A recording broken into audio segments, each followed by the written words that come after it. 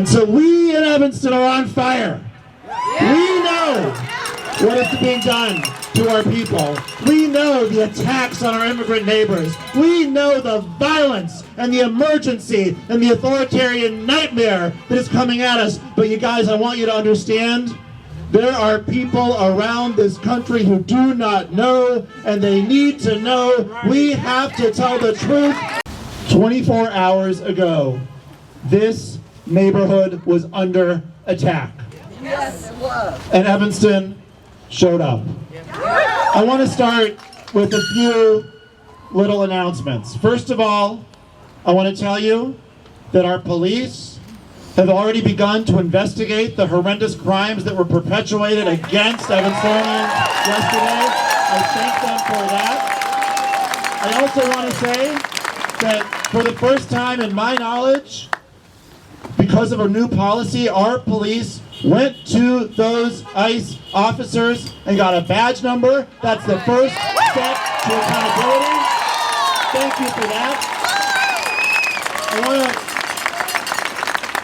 I also want to share with you, I got a phone call this morning from Senator Durbin, who heard about some of the horrors and brutality that occurred here yesterday.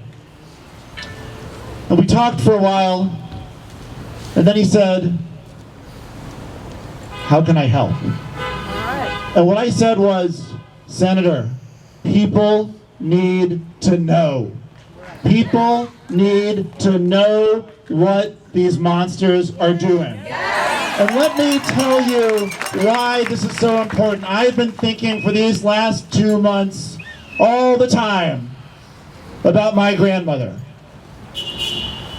who was a young Jewish woman in Europe in 1940, went off to the big city to study, and started hearing about the horrors that were occurring across Europe. And you know what she said? "That can't be. That's not possible. They're blowing it out of proportion."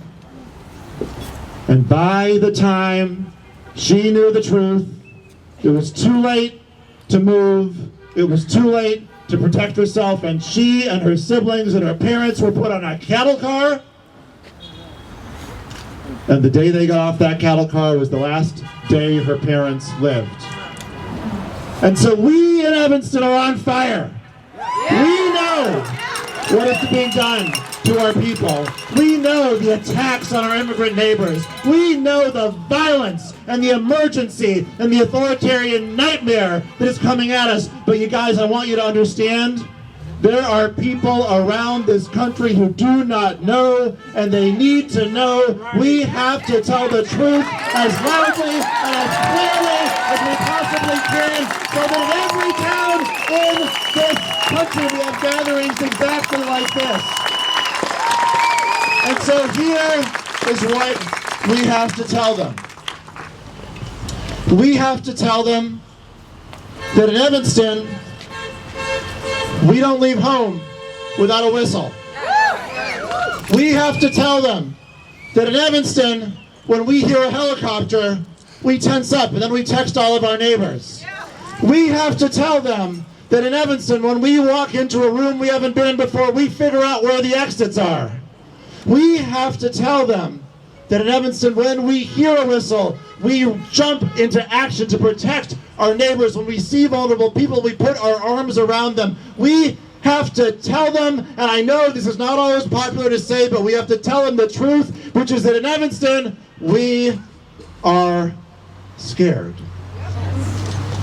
But we also have to tell them that in Evanston, we do not give up. In Evanston, we rise up in love. In Evanston, we love our immigrant neighbors. In Evanston, we put our arms around each other. In Evanston, we resist with joy. In Evanston, we resist with art. In Evanston, we understand that love is stronger than hate, and resistance will be successful as long as we are not intimidated. And we will tell them, most of all, that in Evanston, we are not intimidated. Thank you so much.